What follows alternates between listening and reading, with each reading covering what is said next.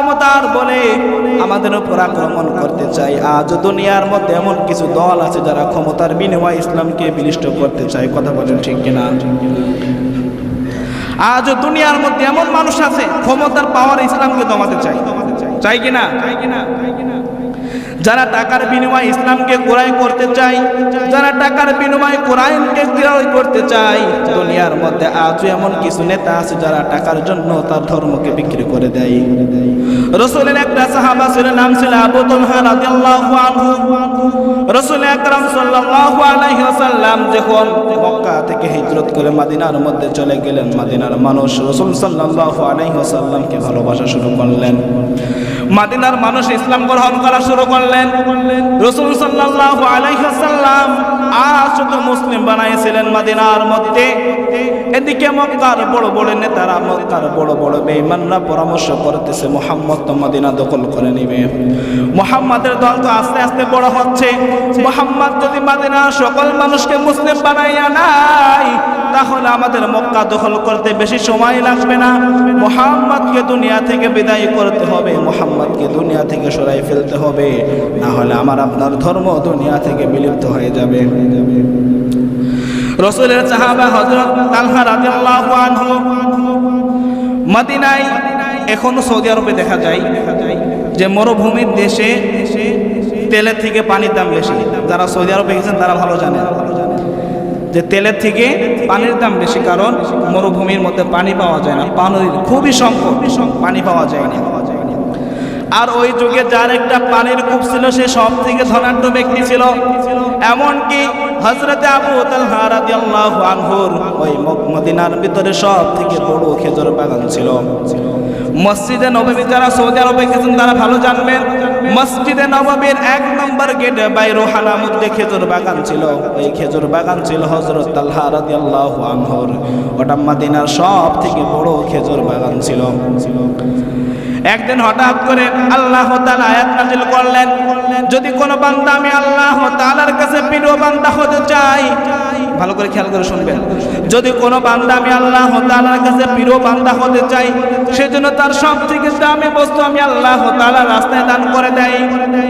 হযরত তালহা রাদিয়াল্লাহু তাআলা আনহু দৌড়ে এসে বলে, ইয়া রাসূলুল্লাহ, ইয়া হাবিবাল্লাহ, আমি আল্লাহ তাআলার রাস্তায় আমার সম্পদকে দান করতে যাই। তখন রাসূল কারীম সাল্লাল্লাহু আলাইহি ওয়াসাল্লাম ডাকতে বলে, ও তালহা, তুমি কি দান করতে চাও? তালহা রাদিয়াল্লাহু আনহু ডাকতে বলে, ইয়া রাসূলুল্লাহ, মদিনার মধ্যে সব থেকে বড় খেজুর বাগান আছে আমার, আমি ওই খেজুর বাগানটা আল্লাহ তাআলার রাস্তায় দান করে দিতে চাই। সুবহানাল্লাহ। মদিনার সব থেকে বড় খেজুর বাগান কি? সব থেকে বড় খেজুর বাগান, এবং খেজুর বাগানের মধ্যে কূপ আছে, পানির কুয়া আছে। রাসূল ডাকতে বলে, আবু তালহা, এটা কি ওই খেজুর বাগান যেটা মসজিদে নববীর পাশে আছে? আমি রাসূল সেখানে মাঝে মাঝে বিশ্রাম করি, আমি রাসূল মাঝে মাঝে ওই কুয়া থেকে পানি পান করি, তুমি কি ওই বাগানটা আল্লাহ তাআলার রাস্তায় দান করতে চাও? তালহা রাদিয়াল্লাহু তাআলা আনহু বলে, লাব্বাইক ইয়া রাসূলুল্লাহ, আমি ওই বাগানটা আল্লাহ তাআলার রাস্তায় দান করতে চাই, আমি ওই বাগানকে আল্লাহ তাআলার দ্বীনের জন্য দান করতে চাই। হযরত রাসূল আকরাম সাল্লাল্লাহু আলাইহি ওয়াসাল্লাম বলে, হে আবু তালহা, তুমি কি বলো, এত বড় বাগান তুমি কি জন্য দান করবা? বলে, আল্লাহ তাআলা বলেছে তার কাছে প্রিয় বান্দা হইতে হলে আমার প্রিয় বস্তু আল্লাহ তাআলার রাস্তায় দান করতে হবে। হযরত তালহা রাদিয়াল্লাহু তাআলার কথা শুনে রাসূল কারীম অবাক হয়ে গেলেন। বলে, তালহা, তাহলে তোমার আত্মীয় স্বজনের মধ্যে যে সব গরীব বান্দা আছে, যারা মিসকিন আছে, তাদের মধ্যে তুমি বাগানকে বন্টন করিয়া দাও, তাদের জন্য বাগানকে তুমি ওয়াকফ করিয়া দাও। হযরত তালহা রাদিয়াল্লাহু তাআলা আনহু তার বাগানকে দান করে দিলেন। আর ঘটনা শোনাবো। হযরত তালহা রাদিয়াল্লাহু তাআলা আনহু বাগান দান করে দিলেন। সব থেকে মদিনার ধনাঢ্য ব্যক্তি ছিলেন, ধনাঢ্য পরিবার ছিলেন, যার অর্থের কোনো প্রয়োজন ছিল না, তার বাড়ির কোনো অভাব ছিল না, তার বাগানের কোনো অভাব ছিল না। রাসূল কারীম সাল্লাল্লাহু আলাইহি ওয়াসাল্লাম গোপন সূত্রের মাধ্যমে খবর পাইলেন যে মক্কার মুসলমান মদিনার মুসলমানদের উপর আক্রমণ করবেন। রাসূল কারীম সাল্লাল্লাহু আলাইহি ওয়াসাল্লাম সমস্ত সাহাবাদেরকে ডাকতে বললেন, আমার সাহাবা তোমরা সকলে প্রস্তুত হয়ে যাও। মক্কার যেই সমস্ত কাফের মুশরিক বেঈমান আছে তারা মদিনার মুসলমানদের উপর দখলদারিত্ব করতে চায়, তারা ক্ষমতার বলে আমাদের উপর আক্রমণ করতে চায়। আজ দুনিয়ার মধ্যে এমন কিছু দল আছে যারা ক্ষমতার বিনিময়ে ইসলামকে বিনষ্ট করতে চায়। কথা বলেন ঠিক কিনা?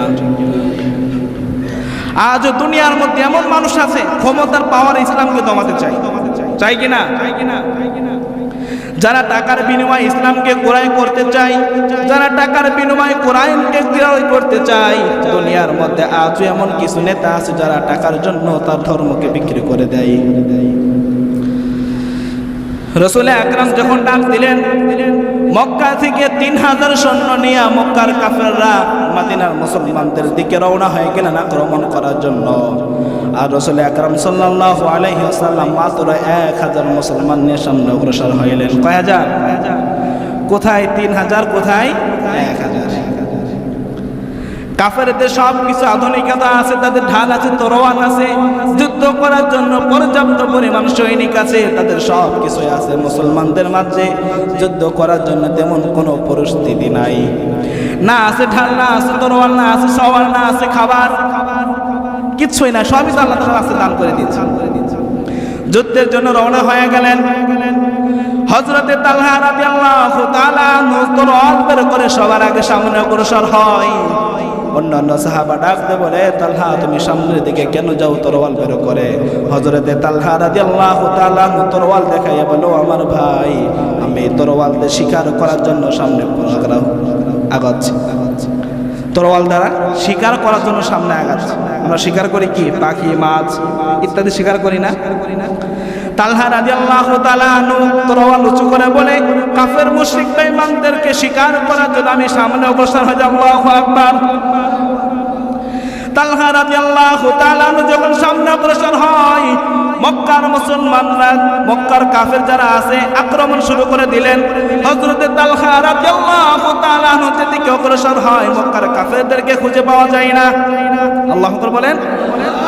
যখন তালহা রাদিয়াল্লাহু তাআলা যেদিকে অগ্রসর হয়, সেদিকে মক্কার কোনো কাফেরদেরকে খুঁজে পাওয়া যায় না, সেদিক থেকে পালাই। তালহা রাদিয়াল্লাহু তাআলা লক্ষ্য করলেন যে মক্কার কাফের মুশরিক বেঈমানরা রাসূল আকরাম সাল্লাল্লাহু আলাইহি ওয়াসাল্লামের দিকে অগ্রসর হচ্ছে। রাসূলের দিকে তিনি নিক্ষেপ করে, রাসূলের ভালোবাসা অন্তরের মধ্যে কেমন ছিল? হযরত তালহা রাদিয়াল্লাহু তাআলা আনহু রাসূলের সামনে যে বুক বাঁধায় বলে, ইয়া রাসূলুল্লাহ, ইয়া হাবিবাল্লাহ, মক্কার কাফেররা পরামর্শ করে এসেছে, তারা আমাদেরকে মারতে চায় না, তারা আপনি রাসূলকে দুনিয়া থেকে বিদায় করতে চায়। আর আমি তালহা জীবিত থাকা অবস্থায় আপনার গায়ে একটা ফুলের টোকাও দিতে পারবে না। সুবহানাল্লাহ। তালহা রাদিয়াল্লাহু তাআলা ছিলেন ভালো যোদ্ধাই, তীরন্দাজ। রাসূল সাল্লাল্লাহু আলাইহি ওয়াসাল্লামকে প্রোটেকশন দিচ্ছেন, অন্য দিক থেকে তিনি দিয়ে যুদ্ধ করতেছেন। যুদ্ধ শেষ হওয়ার পর উপর থেকে বৃষ্টির মতো তীর বর্ষিত হয়। সমস্ত তীর তালহা রাদিয়াল্লাহু তাআলা শরীরের মধ্যে এসে বিদ্ধ হয়। যুদ্ধ শেষ হওয়ার পর বর্ণনা করা হলো, তালহা রাদিয়াল্লাহু তাআলা শরীরের মধ্যে একটা নয়, দুইটা নয়, 70টা তীরের আঘাত পাওয়া গেছে। কয়টা? একটা শরীরের মধ্যে 70টা তীরের আঘাত। কয়টা? 70টা তীরের আঘাত। আর আমরা এমনই উম্মাত হয়েছি, রাসূলের জন্য একটা বুলেট কেটেও রাজি হতে পারি না। যখনই আমি শুনবো আমার সন্তান অসুস্থ হয়ে গেছে, আমার সন্তানের চিকিৎসা করার জন্য এত অর্থের প্রয়োজন হবে, ওই বাবা পাগল ফারা হয়ে যাবে, টাকা ম্যানেজ করে ফেলবে। কারণ দুনিয়ার মধ্যে একটা বাবার জন্য তার সব থেকে প্রিয় বস্তু হলো সন্তান। এমনই ভাবে দুনিয়ার মধ্যে আমাদের সব থেকে প্রিয় বস্তু যেটা আছে, সেই প্রিয় বস্তুকে হেফাজত করার জন্য আমরা তত কষ্ট করি, সব থেকে বেশি করা হয় ওই জিনিসকে হেফাজত করার জন্য। করা হয় কিনা? করা হয়। তেমনি ভাবে আল্লাহ তাআলা মুমিন বান্দাদেরকে বেশি মহব্বত করেন।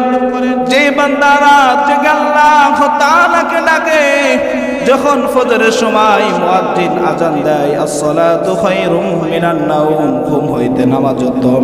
ও মুসলমান, তোমরা নামাজের দিকে আসো, কল্যাণের দিকে আসো, তোমরা ভালাইয়ের দিকে আসো। আমি আল্লাহ তাআলা আমার বান্দাকে দিনের মধ্যে একবার নয় দুইবার নয়, আমার বান্দাকে দিনের মধ্যে আমি আল্লাহ তাআলা 5 বার স্মরণ করে থাকি। যখন মৃত্যুবরণ করব, যখন কবরে চলে যাব, আল্লাহ তাআলা বলবে, ও বান্দা, তোমাকে দুনিয়ার মধ্যে আমি আল্লাহ তাআলা ডেকেছিলাম, তুমি কেন আসনি? আমার ডাকে তুমি কেন সাড়া দাও নাই? ওই বান্দা অবাক হয়ে বলবে, আল্লাহ, দুনিয়ার মধ্যে তুমি আমাকে কখন ডাকলা? তোমার ডাকের কোনো সাড়া শব্দ আমি শুনতে পাই নাই। তখন আল্লাহ তাআলা বলবে, ও বান্দা, তুমি কি তোমার কানে আমার আজানের আওয়াজ ভেসে আসে নাই? আল্লাহু আকবার শব্দ কি তোমার কানে ভেসে আসে নাই? এরপরেও তুমি কিভাবে আরামের বিছানার মধ্যে পিঠ লাগাইয়া ঘুমাইয়াছিলা আমি আল্লাহ তাআলার ডাকে সাড়া না দিয়ে? সেদিন আমরা আল্লাহ তাআলার কাছে কি জবাব দেব? আমার আপনার মৃত্যুর যে সময় নির্দিষ্ট করা আছে, আমার হায়াত যখন শেষ হয়ে যাবে, দুনিয়ার মধ্যে আমাকে আর 1 সেকেন্ডের জন্য সময় দেওয়া হবে না। কি করা হবে না? সময় দেওয়া হবে না। আমার হায়াত যখন শেষ হয়ে যাবে, আজরাইল আলাইহিস সালাম এসে আমার কাছে বলবে না, ও বান্দা, যাও, তোমার সময় শেষ হয়ে গেছে, মৃত্যুর জন্য রেডি হয়ে যাও। আমি দুনিয়ার মধ্যে যে অবস্থায় থাকি না কেন, ঘুমন্ত অবস্থায় কত মানুষ জমিনের মধ্যে থেকে বিদায় নিয়ে চলে যাই। রাতের বেলা ঘুমাইছে সুন্দরভাবে, সবার সাথে আলাপ আলোচনা করে ঘুমাই, সকাল বেলা ঘুম থেকে ওঠার কোনো ক্ষমতা নাই। আল্লাহ তাআলার কাছে এসে পৌঁছে গেছে। আমার মৃত্যু কখন আসবে আমার জানা নাই, আমার আজরাইল আমার সামনে কখন হাজির হয়ে যাবে আমার জানা নাই। আমার মৃত্যু যখন সময় আসবে, তার 1 সেকেন্ড আগেও আমার মৃত্যু দেওয়া হবে না, কিংবা তার 1 সেকেন্ড পরেও আমার মৃত্যু দেওয়া হবে না। وَإِذَا جَاءَ أَجَلُهُمْ لَا يَسْتَأْخِرُونَ سَاعَةً وَلَا يَسْتَقْدِمُونَ। আমার মৃত্যুর যে সময় নির্দিষ্ট করা হয়েছে, আমার মৃত্যুর যে সময় দেওয়া হয়েছে, দুনিয়ার জমিনে আমার যে হায়াত দেওয়া হয়েছে, ও হায়াত থাকা অবস্থায় আমার আজরাইল আমার সামনে আসবে না। আমার হায়াত শেষ হওয়ার সাথে সাথে আমার সামনে মৃত্যু হাজির হয়ে যাবে। যখন দুনিয়া থেকে সমস্ত মানুষ মৃত্যুবরণ করবে, দুনিয়া থেকে সবাই বিদায় নিয়ে চলে যাবে, কারণ আল্লাহ তাআলা কোরআনের মধ্যে বলেছেন, কুল্লু নাফসিন যায়িকাতুল মাউত। দুনিয়ার মধ্যে সকলকে মৃত্যুর স্বাদ গ্রহণ করতে হবে। দুনিয়ার জমিনে কেউ জীবিত থাকতে পারবে না, সকলকে দুনিয়া থেকে বিদায় নিয়ে গহীন অন্ধকার কবরে যাইতে হবে। এই দুনিয়া থাকার জায়গা নয়, দুনিয়া থেকে বিদায় নিয়ে যাইতে হবে। আমি 1000বার নিয়ত করি না কেন, আমার সাধ্য নয় যে আমার হায়াত শেষ হওয়ার পর দুনিয়ার মধ্যে আমি 1 সেকেন্ড সময় থাকবো।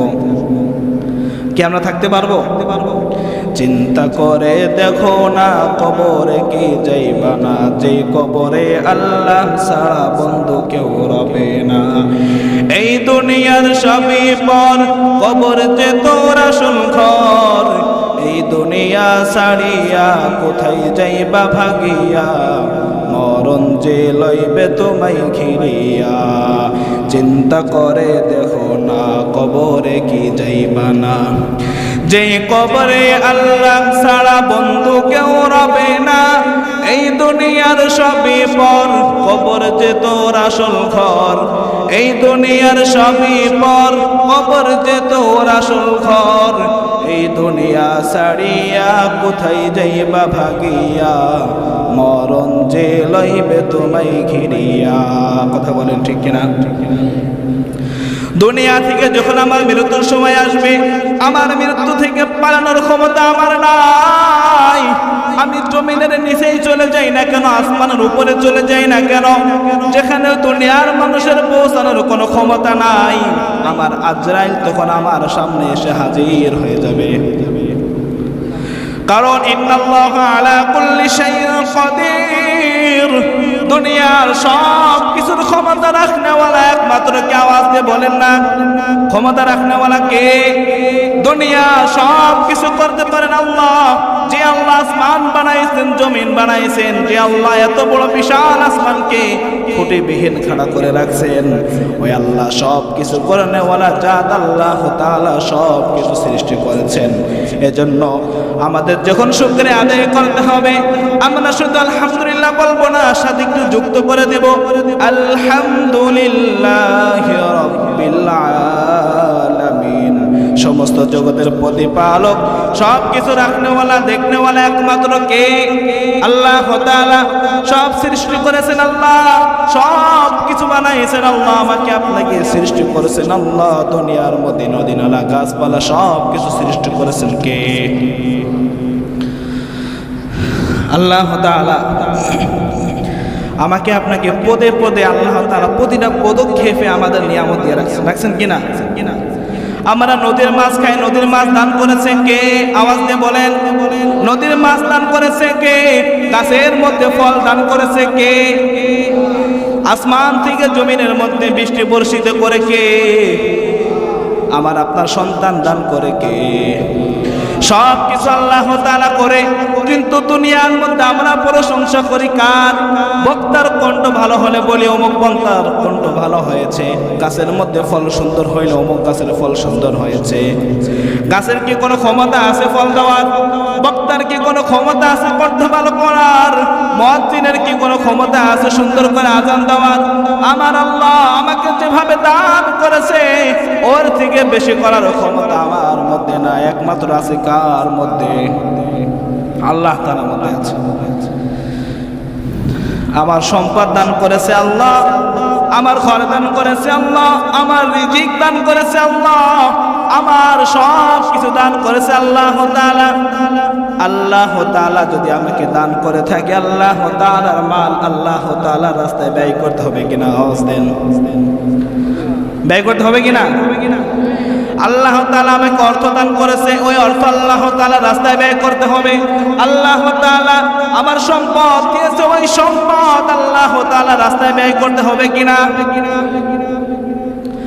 আল্লাহ তাআলা কোরআনুল কারীমের মধ্যে বলতেছেন, দুনিয়ার মধ্যে ওই বান্দা আমার প্রিয় বান্দা হতে পারবে যে তার সবথেকে প্রিয় বস্তুকে আমি আল্লাহ তাআলার জন্য কোরবানি করে দিয়েছে।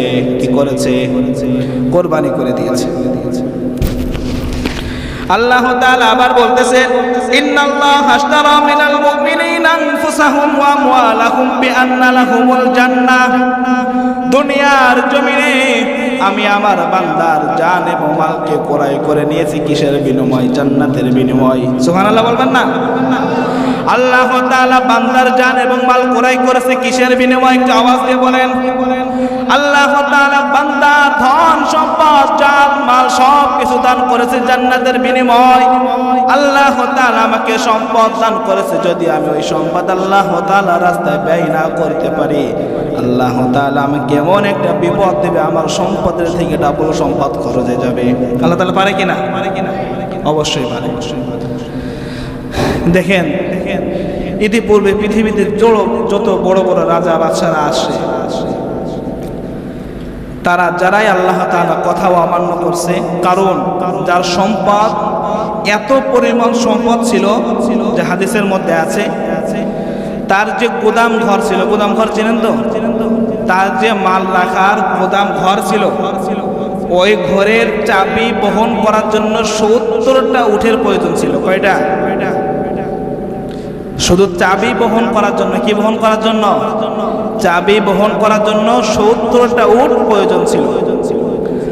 আল্লাহ তাআলা যাকাত দেওয়ার কথা বললেন, সাথে সাথে আল্লাহ তাআলাকে অস্বীকার করে ফেললেন। আল্লাহ তাআলা কারণ কেমন একটা আযাব দিলেন, তার সমস্ত মাল সহ জমিনের মধ্যে ঢুকাইয়া দিলেন। হাদিসের মধ্যে আছে, কারণ কিয়ামতের আগ পর্যন্ত জমিনের নিচে যাইতেই থাকবে। আমার মাল আমার কোনো কাজে আসবে না, আমার সম্পদ আমার কোনো কাজে আসবে না।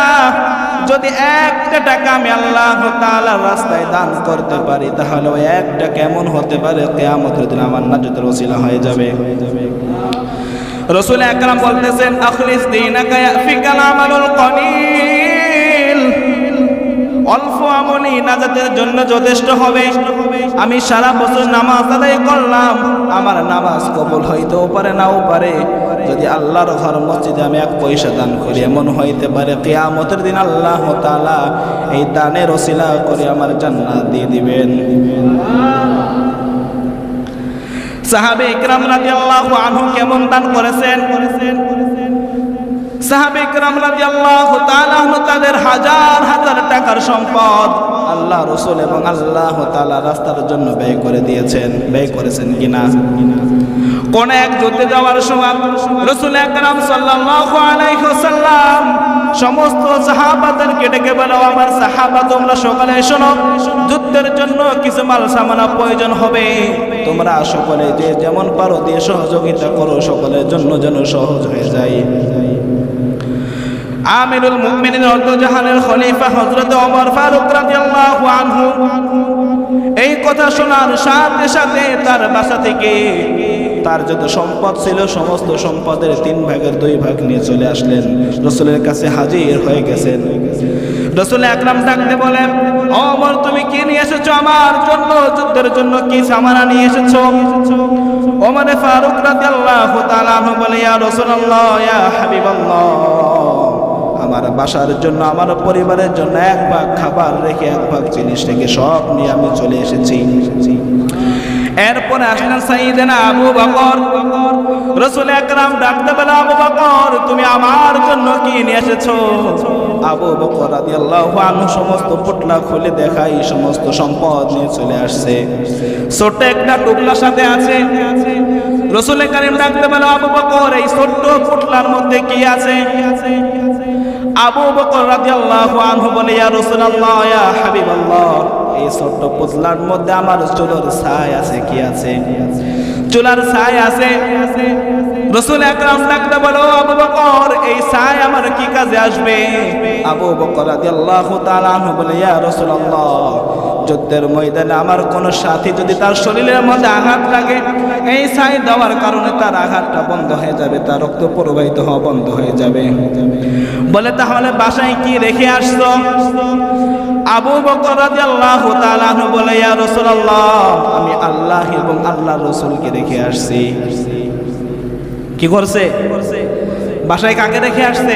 আল্লাহ এবং আল্লাহর রাসূলকে। আমার পাশে যা আছে আমি সব নিয়ে আপনার সামনে হাজির হই। সুবহানাল্লাহ। তাদের দিল কত বড় ছিল, তাদের অন্তর কত বড় ছিল।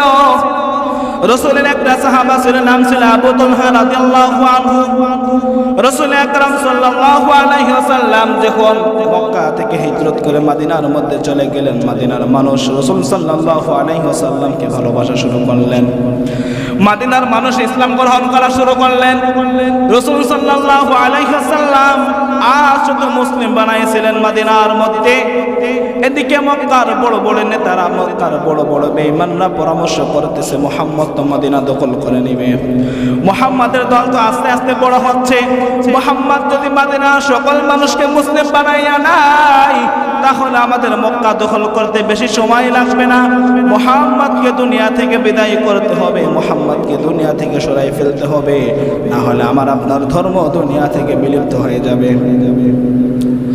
রাসূলের সাহাবা হযরত তালহা রাদিয়াল্লাহু আনহু মদিনায়, এখন সৌদি আরবে দেখা যায় যে মরুভূমির দেশে তেলের থেকে পানির দাম বেশি। যারা সৌদি আরবে গেছেন তারা ভালো জানেন যে তেলের থেকে পানির দাম বেশি, কারণ মরুভূমির মধ্যে পানি পাওয়া যায় না, পানির খুবই সংকট, পানি পাওয়া যায় না। আর ওই যুগে যার একটা পানির কূপ ছিল সে সব থেকে ধনাঢ্য ব্যক্তি ছিল। এমনকি হযরত আবু তালহা রাদিয়াল্লাহু আনহুর ওই মদিনার ভিতরে সব থেকে বড় খেজুর বাগান ছিল। মসজিদে নববী, যারা সৌদি আরবে গেছেন তারা ভালো জানবেন, মসজিদে নববীর 1 নম্বর গেটে বাইরুহানার মধ্যে খেজুর বাগান ছিল। এই খেজুর বাগান ছিল হযরত তালহা রাদিয়াল্লাহু আনহুর। ওটা মদিনার সব থেকে বড় খেজুর বাগান ছিল। একদিন হঠাৎ করে আল্লাহ তাআলা আয়াত নাযিল করলেন, যদি কোনো বান্দা আমি আল্লাহ তাআলার কাছে প্রিয় বান্দা হতে চাই, ভালো করে খেয়াল করে শুনবেন, যদি কোনো বান্দা আমি আল্লাহ তাআলার কাছে প্রিয় বান্দা হতে চাই, সেজন্য তার সব থেকে দামি বস্তু আমি আল্লাহ তাআলার রাস্তায় দান করে দেই। হযরত তালহা রাদিয়াল্লাহু তাআলা আনহু দৌড়ে এসে বলে, ইয়া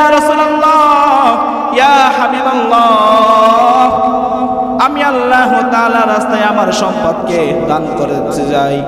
তখন রাসূল করিম সাল্লাল্লাহু আলাইহি ওয়াসাল্লাম ডাকতে বলে, ও তালহা তুমি কি দান করতে চাও? তালহা রাদিয়াল্লাহু আনহু ডাকতে বলে, ইয়া রাসূলুল্লাহ, মদিনার মধ্যে সবথেকে বড় খেজুর বাগান আছে আমার, আমি ওই খেজুর বাগানটা আল্লাহ তাআলার রাস্তায় দান করে দিতে চাই। সুবহানাল্লাহ। মদিনার সবথেকে বড় খেজুর বাগান কি? সবথেকে বড় খেজুর বাগান, এবং খেজুর বাগানের মধ্যে কূপ আছে, পানির কুয়া আছে। রাসূল ডাকতে বলে, আবু তালহা, এটা কি ওই খেজুর বাগান যেটা মসজিদে নববীর পাশে আছে? আমি রাসূল সেখানে মাঝে মাঝে বিশ্রাম করি, আমি রাসূল মাঝে মাঝে ওই কুয়া থেকে পানি পান করি, তুমি কি ওই বাগানটা আল্লাহ তাআলার রাস্তায় দান করতে চাও? তালহা রাদিয়াল্লাহু তাআলা আনহু বলেন, আব্বাইকে ইয়া রাসূলুল্লাহ, আমি ওই বাগানটা আল্লাহ তাআলার রাস্তায় দান করতে চাই, আমি ওই বাগানকে আল্লাহ তাআলার দ্বীনের জন্য দান করতে চাই। হযরত রাসূল আকরাম সাল্লাল্লাহু আলাইহি ওয়াসাল্লাম বলে, হে আবু তালহা, তুমি কি বলো, এত বড় বাগান তুমি কি জন্য দান করবা? বলে, আল্লাহ তাআলা বলেছে তার কাছে প্রিয় বান্দা হইতে হলে আমার প্রিয় বস্তু আল্লাহ তাআলার রাস্তায় দান করতে হবে। হযরত তালহা রাদিয়াল্লাহু তাআলার কথা শুনে রাসূল কারীম অবাক হয়ে গেলেন। বলে, তালহা, তাহলে তোমার আত্মীয় স্বজনের মধ্যে যে সব গরীব বান্দা আছে, যারা মিসকিন আছে, তাদের মধ্যে তুমি বাগানকে বন্টন করিয়া দাও, তাদের জন্য বাগানকে তুমি ওয়াকফ করিয়া দাও। হযরত তালহা রাদিয়াল্লাহু তাআলা তার বাগানকে দান করে দিলেন। আর ঘটনা শোনাবো। হযরত তালহা রাদিয়াল্লাহু তাআলা বাগান দান করে দিলেন। সব থেকে মদিনার ধনাঢ্য ব্যক্তি ছিলেন, ধনাঢ্য পরিবার ছিলেন, যার অর্থের কোনো প্রয়োজন ছিল না, তার বাড়ির কোনো অভাব ছিল না, তার বাগানের কোনো অভাব ছিল না। রাসূল কারীম সাল্লাল্লাহু আলাইহি ওয়াসাল্লাম গোপন সূত্রের মাধ্যমে খবর পাইলেন যে মক্কার মুসলমান মদিনার মুসলমানদের উপর আক্রমণ করবেন। রাসূল কারীম সাল্লাল্লাহু আলাইহি ওয়াসাল্লাম সমস্ত সাহাবাদেরকে ডাকতে বললেন, আমার সাহাবা, তোমরা সকলে প্রস্তুত হয়ে যাও, মক্কার যেই সমস্ত কাফের মুশরিক বেঈমান আছে তারা মদিনার মুসলমানদের উপর দখলদারিত্ব করতে চায়, তারা ক্ষমতার বলে আমাদের উপর আক্রমণ করতে চায়। আজ দুনিয়ার মধ্যে এমন কিছু দল আছে যারা ক্ষমতার বিনিময়ে ইসলামকে বিনষ্ট করতে চায়। কথা বলেন ঠিক কিনা? আজ দুনিয়ার মধ্যে এমন মানুষ আছে ক্ষমতার পাওয়ার ইসলামকে দমাতে চায়, চাই কিনা? যারা টাকার বিনিময়ে ইসলামকে ক্রয় করতে চায়, যারা টাকার বিনিময়ে কোরআনকে ক্রয় করতে চায়। দুনিয়ার মধ্যে আজও এমন কিছু নেতা আছে যারা টাকার জন্য তার ধর্মকে বিক্রি করে দেয়। রাসূল আকরাম যখন ডাক দিলেন, মক্কা থেকে 3000 সৈন্য নিয়ে মক্কার কাফেররা মদিনার মুসলমানদের দিকে রওনা হয়ে গেলেন আক্রমণ করার জন্য। আর রাসূল আকরাম সাল্লাল্লাহু আলাইহি ওয়াসাল্লাম মাত্র 1000 মুসলমান নিয়ে সামনে অগ্রসর হইলেন। কয় হাজার? কোথায় 3000, কোথায় 1000? কাফেরদের সব কিছু আধুনিকতা আছে, তাদের ঢাল আছে, তরোয়াল আছে, যুদ্ধ করার জন্য পর্যাপ্ত পরিমাণ সৈনিক আছে, তাদের সব কিছু আছে। মুসলমানদের মাঝে যুদ্ধ করার জন্য তেমন কোনো পরিস্থিতি নাই, না আছে ঢাল, না আছে তরোয়াল, না আছে সওয়ার, না আছে খাবার, কিছুই না, সবই তো আল্লাহ তাআলা রাস্তায় দান করে দিয়েছে। যুদ্ধের জন্য রওনা হয়ে গেলেন। হযরত তালহা রাদিয়াল্লাহু তাআলা তরোয়াল বের করে সবার আগে সামনে অগ্রসর হয়। অন্যান্য সাহাবা ডাকতে বলে, তালহা তুমি সামনের দিকে কেন যাও তরোয়াল বের করে? হযরত তালহা রাদিয়াল্লাহু তাআলা তরোয়াল দেখাইয়া বলো, আমার ভাই, আমি তরোয়াল দিয়ে শিকার করার জন্য সামনে আগাচ্ছি। তরোয়াল দ্বারা শিকার করার জন্য সামনে আগাচ্ছি। আমরা শিকার করি কি? পাখি, মাছ ইত্যাদি শিকার করি না? তালহা রাদিয়াল্লাহু তাআলা তরোয়াল উঁচু করে বলে, কাফের মুশরিক বেঈমানদেরকে শিকার করার জন্য আমি সামনে অগ্রসর হয়ে যাব। আল্লাহু আকবার। তালহা রাদিয়াল্লাহু তাআলা যখন সামনে অগ্রসর হয়, মক্কার মুসলমানরা, মক্কার কাফের যারা আছে আক্রমণ শুরু করে দিলেন। হযরত তালহা রাদিয়াল্লাহু তাআলা যেদিকে অগ্রসর হয়, মক্কার কাফেরদেরকে খুঁজে পাওয়া যায় না। আল্লাহু আকবার বলেন। যখন তালহা রাদিয়াল্লাহু তাআলা যেদিকে অগ্রসর হয়, সেদিকে মক্কার কোনো কাফেরদেরকে খুঁজে পাওয়া যায় না, সেদিক থেকে পালাই। তালহা রাদিয়াল্লাহু তাআলা লক্ষ্য করলেন যে মক্কার কাফের মুশরিক বেঈমানরা রাসূল আকরাম সাল্লাল্লাহু আলাইহি ওয়াসাল্লামের দিকে অগ্রসর হচ্ছে। রাসূলের দিকে তিনি নিক্ষেপ করে রাসূলের ভালোবাসা অন্তরের মধ্যে কেমন ছিল? হযরত তালহা রাদিয়াল্লাহু তাআলা আনহু রাসূলের সামনে যে বুক পাতায় বলে ইয়া রাসূলুল্লাহ, ইয়া হাবিবাল্লাহ, মক্কার কাফেররা পরামর্শ করে এসেছে, তারা আমাদেরকে মারতে চায় না, তারা আপনি রাসূলকে দুনিয়া থেকে বিদায় করতে চায়। আর আমি তালহা জীবিত থাকা অবস্থায় আপনার গায়ে একটা ফুলের টোকাও দিতে পারবে না। সুবহানাল্লাহ। তালহা রাদিয়াল্লাহু তাআলা আনহু ছিলেন ভালো যোদ্ধাই তীরন্দাজ। রাসূল সাল্লাল্লাহু আলাইহি ওয়াসাল্লামকে প্রোটেকশন দিচ্ছেন, অন্য দিক থেকে তীর দিয়ে যুদ্ধ করতেছেন। যুদ্ধ শেষ হওয়ার পর উপর থেকে বৃষ্টির মতো তীর বর্ষিত হয়, সমস্ত তীর তালহা রাদিয়াল্লাহু তাআলা আনহু শরীরের মধ্যে এসে বিদ্ধ হয়। যুদ্ধ শেষ হওয়ার পর গণনা করা হলো তালহা রাদিয়াল্লাহু তাআলা আনহু শরীরের মধ্যে একটা নয়, দুইটা নয়, 70টা তীরের আঘাত পাওয়া গেছে। কয়টা? একটা শরীরের মধ্যে 70টা তীরের আঘাত। কয়টা? 70টা তীরের আঘাত। আর আমরা এমনই উম্মাত হয়েছে, রাসূলের জন্য একটা বুলেট কেটেও রাজি হতে পারি না। হ্যাঁ, রাসূলের ভালোবাসা কেমন ছিল? আল্লাহ তাআলাকে তারা কেমন ভালোবাসতেন? আল্লাহ তাআলা তো কোরআনে এমনি বলে না, ইন্নাল্লাহা আশতারা মিনাল মুমিনিনা আনফুসাহুম ওয়া আমওয়ালাহুম বিআন্না লাহুমুল জান্নাহ, যে আমি মুমিন বান্দাদের জান এবং মাল জান্নাতের বিনিময়ে ক্রয় করে নিয়েছি। তালহা রাদিয়াল্লাহু তাআলার ঘটনা আরো করুণ ঘটনা আছে। রাসূল কারীম সাল্লাল্লাহু আলাইহি ওয়াসাল্লাম ফজরের সালাতের পর সাহাবে ইকরাম রাদিয়াল্লাহু তাআলা আনহুদেরকে নিয়ে দিনের তালিম দিতেন, কোরআন মাজিদ পড়া শিখাইতেন।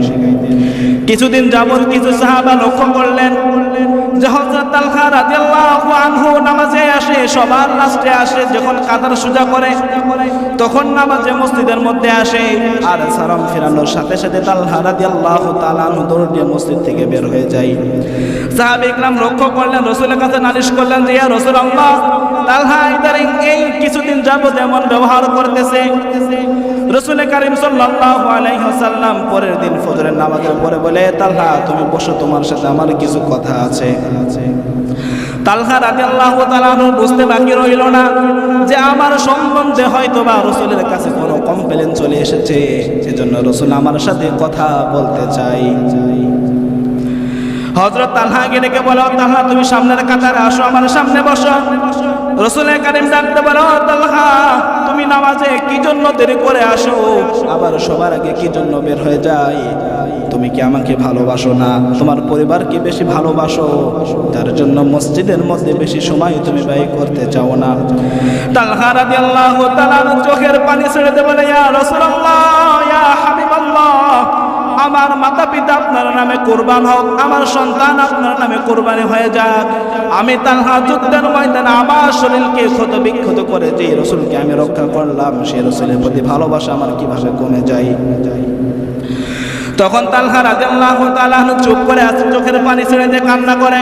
রাসূল আকরাম ডাকতে বলো, তালহা তাহলে বলো তুমি কি জন্য মসজিদের মধ্যে দেরি করে আসো, সবার আগে বের হয়ে যাও? হযরতে তালহা রাদিয়াল্লাহু তাআলা বলে, ইয়া রাসূলুল্লাহ, ইয়া হাবিবাল্লাহ, আপনি যেহেতু জানতে চান তাহলে আপনার কাছে আমি আর গোপন রাখতে চাই না। বলে বলো কি হয়েছে? বলে, ইয়া রাসূলুল্লাহ, আমার শরীরের মধ্যে আপনি যে জামা দেখতেছেন, আমার পুরা ফ্যামিলির জন্য একটা কাপড়, আমার পুরা ফ্যামিলির জন্য একটা কাপড়। আমার বাড়ির মধ্যে যখন আমি আজান শুনতে পারি, আমার বাড়ির মধ্যে একটা গর্ত করে রাখছি, যখন আজান শুনতে পারি আমার স্ত্রীর শরীর থেকে কাপড়টা খুলে আমি গায়ে দিয়ে নামাজের জন্য আসি। আবার সাথে সাথে ফজরের নামাজের রক্ত বেশি সময় থাকে না, যেন আমার স্ত্রী নামাজ কাজা না হয়ে যায়, আমি তালহা সালাম ফিরাইয়া বাড়ির দিকে রওনা দিই।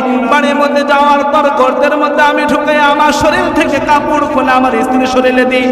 এরপর আমার স্ত্রী নামাজ আদায় করে। এই কাহিনী শুনে রাসূল আকরাম সাল্লাল্লাহু আলাইহি ওয়াসাল্লাম ঝরে কাঁদা শুরু করলেন, হাউমাউ করে কান্না শুরু করলেন। যার টাকার কোনো অভাব ছিল না, বাড়ির কোনো অভাব ছিল না, তার মাত্র ফ্যামিলির জন্য একটা জামা। আমাদের জামা কয়টা? কয়টা আমাদের জামা? আমাদের জামা কয়টা? এমন কোন বান্দা আছে আমার একটা জামা এক সপ্তাহ পরতেছি আমি? কেউ আছেন? এমন কি দিনের মধ্যে আমরা 2-3টা জামা চেঞ্জ করি কিনা? একটু ঘেমে গেছে বন্ধ করে খুলে ফেলে রেখে দিই, আর পরা যাবে না।